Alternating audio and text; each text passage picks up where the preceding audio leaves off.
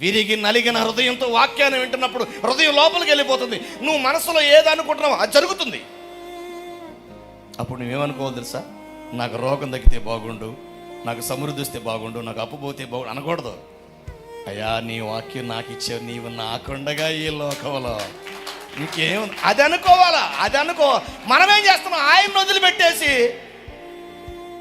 ఏమండి, వాడెవడో డబ్బు అంతా ఆడబెట్టి ఖాళీ సంచి తీసుకొని పోయాడు సంకలో పెట్టుకొని. నువ్వు తీసుకొని పోతున్న డబ్బు ఖాళీ సంచి కాదు.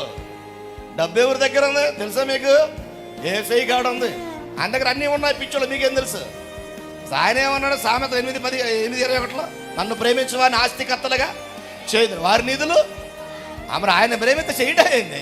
నీకున్న సమస్య ఎవరినో నమ్ముకోబాకు.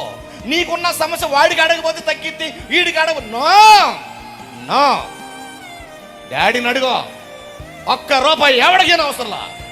ప్రార్థన చేయి, ప్రార్థన చేయి. నీకు మాట తెలుసా? కనికరంగా వాడు నీ తండ్రి. నా తల్లి నన్ను అంత ప్రేమించదు, మా నాన్న అంత ప్రేమించడు, నా తోబుట్టులంతా నన్ను ప్రేమించరు. అటువంటి నా యేసయ్య నిన్ను నన్ను ప్రేమిస్తాడు.